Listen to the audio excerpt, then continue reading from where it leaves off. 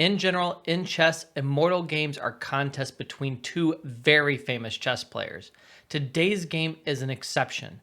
The battle between João Caldas Viana and Augusto Silvestre Paes de Barros has been named the Brazilian Immortal. This contest from Rio de Janeiro in 1900 starts with the Evans Gambit. Always a great place to start. And the back and forth play is by no means perfect, but it contains some incredible combinations and ideas, and I hope that you'll agree after seeing this game that it deserves its ranking as my #2 best chess game of the 1900s. Hopefully you remember the opening moves to the Evans Gambit. They are pawn to e4, e5, knight f3, knight c6, bishop c4, bishop c5, and now the triumphant pawn to b4. Rawr! Of course, the Evans Gambit is a very popular opening today, and it contains interesting play for both sides. Black does accept the gambit, thank goodness. Of course, we always prefer to see the gambit accepted. The play is so much more exciting here. After bishop takes b4, we get pawn c3. And of course, the point of the Evans Gambit is to gain open lines for your pieces, to gain rapid expansion in the center, and to gain tempo on the opposing pieces that try to stand in your path. And white manages to do that quite well in this particular game. After pawn c3, the bishop pulls back to a5, kind of the main line.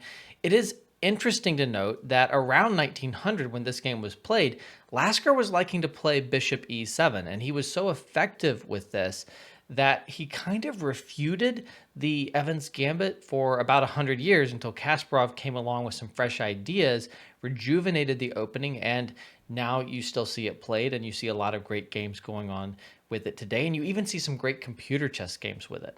Here, after bishop a5, we see pawn d4, pawn takes d4, slightly greedy, but pretty good. And now castles. Definitely don't be too greedy here and capture on c3. This really subjects black to a very strong attack after queen b3, hitting the pawn here, and then knight takes c3. And really don't worry too much about counting the pawns. Pay attention to the development. White has a lot. And one game I'd recommend if you're interested in this line is Bobby Fischer versus Ruben Fine, a crushing victory. So backing up, black should be a little less greedy here, and black is less greedy in the game, but probably the best move here is knight g to e7, which is one of the main lines today in the Evans Gambit. Instead, black plays the move pawn to d6, which is playable, but now white's going to get some advantage. Maybe not as much as he could have, but some advantage. Queen b3, hitting this pawn right here, queen f6, and the way to get the most advantage, according to the engine, is the simple pawn captures on d4. For only a single pawn that has been sacrificed, white has an excellent center, pressure against f7, rapid development of the pieces, and a very, very nice plus here. Instead, white plays a more aggressive move, which is super, super fun, but it's objectively not quite as strong. It is the move pawn to e5. And this is just very interesting and very dangerous for black. This pawn sacrifice aims for the maximum attack on the e-file as fast as possible.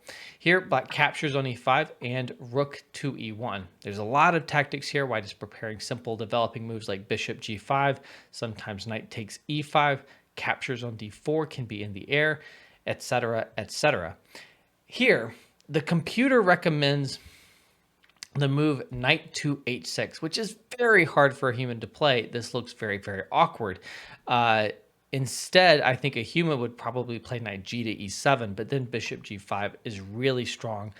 The black queen is overworked trying to hold the f7 pawn, the e7 knight, and the e5 pawn. For example, after queen f5, bishop takes e7 is hard to meet because you want to capture back with a knight, but then you lose e5, which is a big issue. And if king takes e5, like bishop b5, hitting this, putting pressure here, thinking about knight takes d4, etc., etc. Why is the king on e7? You see how the natural play is just not working. Instead, black plays bishop to d7 here. A developing move, but now white is gaining time with bishop g5. Queen f5, and now knight takes e5. Excellent move, and a move that should be good for a clear advantage in this position. Knight takes e5, and here white gets the move order wrong. The right move order is queen takes b7, because in this position, the attacked rook can only go to c8, which is a very passive square. You cannot go to d8 because that square is under control. And then pawn f4 is regaining the knight you just sacrificed on e5 with a very strong attack. Instead, in the game, white plays pawn f4 first. And this is not as strong because after pawn f6, now when you capture on b7, which happens in the game, there's rook d8. There's a big difference between a very passive rook on c8 and a potentially pretty useful rook on d8. So this is much more unclear. Pawn captures on e5, pawn captures on g5. White is now down a piece, but there's rapid development coming here and serious problems for the king on e8. Rook f1, gaining a tempo on the queen, and what should black do?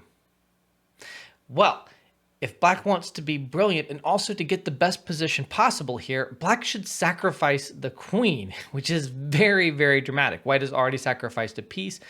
Giving up the queen for the rook now actually restores something like material parity in a very complex position.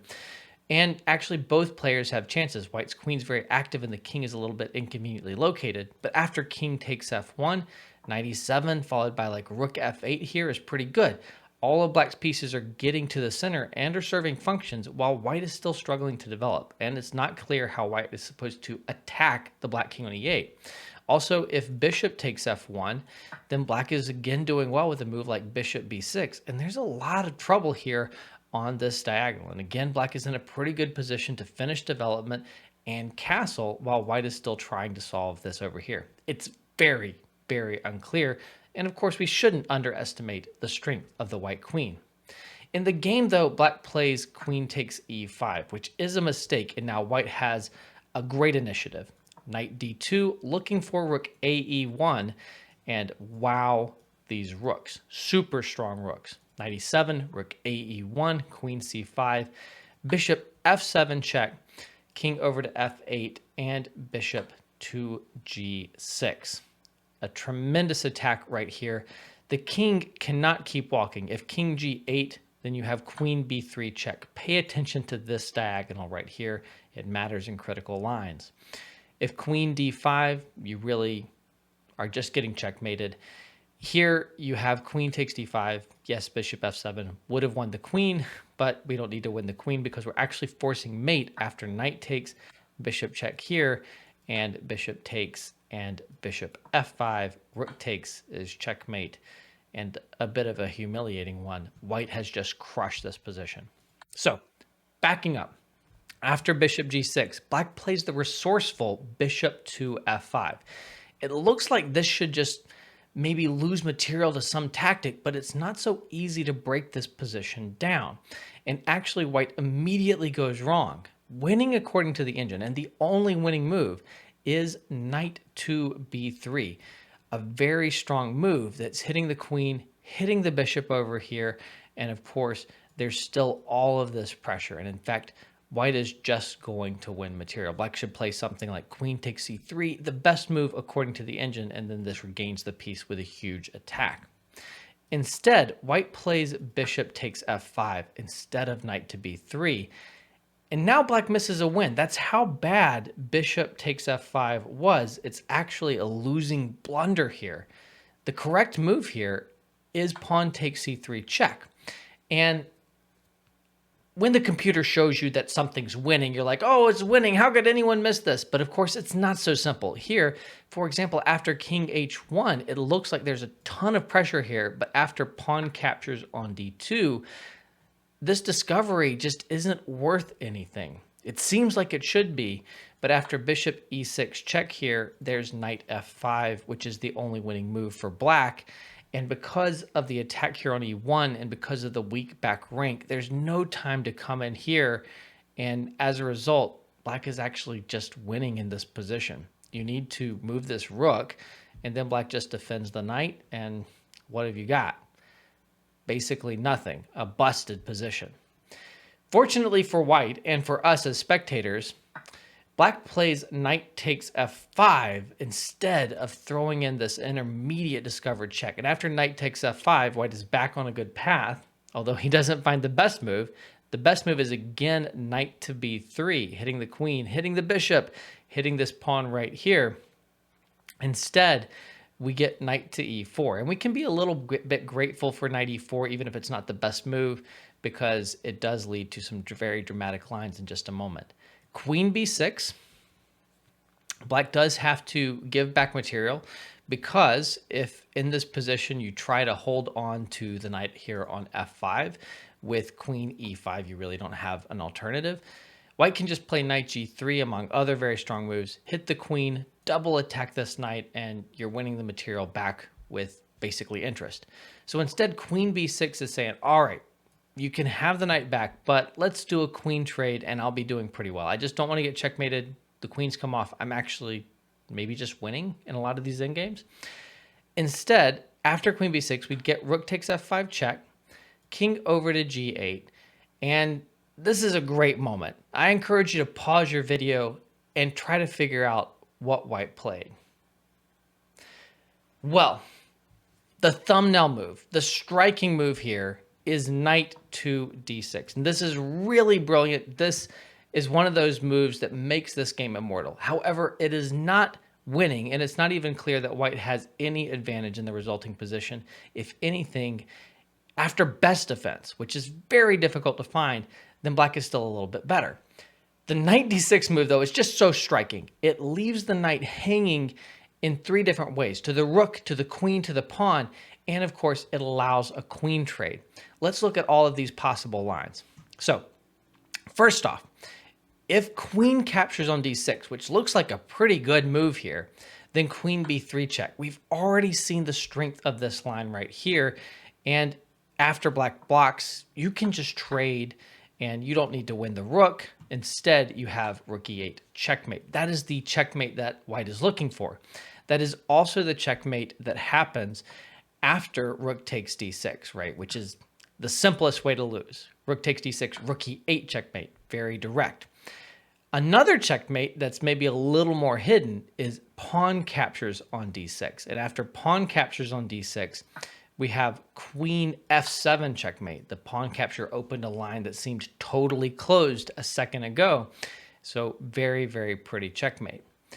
Now, the other line, and the best line to consider here, is queen captures on b7. And this is the line black should play, the best line, the computer line. After queen captures on b7, it looks like white is just winning a piece for a moment with knight takes, which hits the rook, hits the bishop.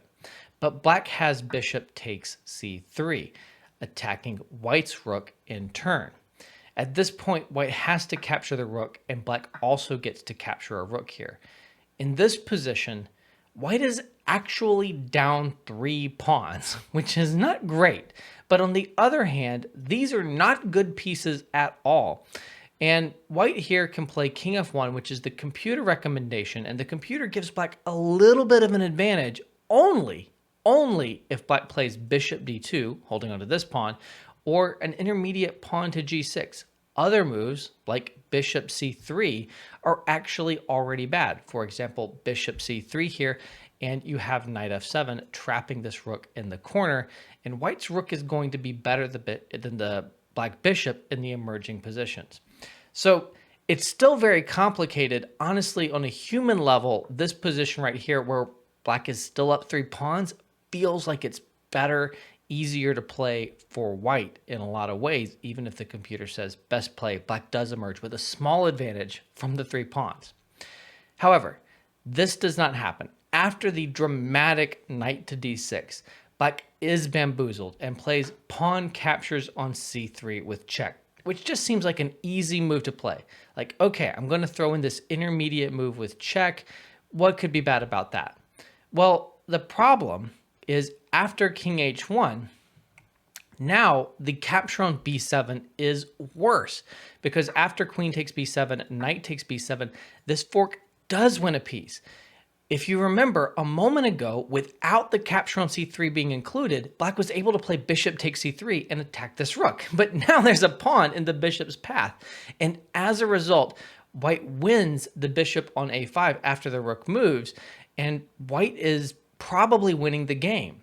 So black isn't able to go for this line, and instead, black here plays the move pawn to h6, trying to create a little bit of luft because there's the idea of queen to d5 check. Now, white still plays queen d5 check. Black makes use of the luft with king h7. We now get queen to e4, which is threatening checkmates after rook f8, and also things like winning the queen with rook to b5. The discovered check is obviously very, very strong. So the king tries to move out of the way. King g8, stepping away from that discovered check. And in this position, after king g8, we have queen e6 check, king to h7, and do we have like a draw by perpetual with queen e4, queen e6, queen e4, queen e6? No, there is an improvement for white. It's a very dramatic one, very beautiful one. It is rook to f6, another brilliant striking move. And in this position, of course, you cannot capture the rook because of queen f7, one of those beautiful queen checkmates. And after rook f6, you have a threat, because you can basically force that checkmate if, for example, black plays rook takes d6, or many other moves. You have rook takes h6 check, forcing the capture that clears the pawn off of the g file, and queen f7 checkmate. The rook f6 move is actually just crushing. Black has no good way to meet the idea of rook takes on h6. In this game, white loves to offer beautiful sacrifices of pieces on the 6th rank with knight d6 and rook f6.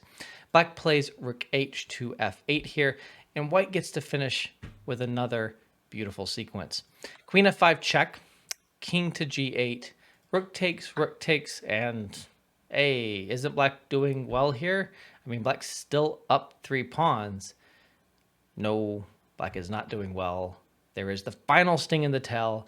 It is queen takes f8 check. The queen sacrifice lures the king over into the checkmate with rook e8. A beautiful rook and knight checkmate. The final sequence starting with 24 knight d6 and including 29 rook f6, and this final queen sacrifice is really one of my favorite. I hope you love this checkmate. I hope you love this game. I hope you think it deserves to be my #2 best chess game of the 1900s. If you want to see more of my best chess games of the 1900s, simply click on that playlist that is popping up on your screen.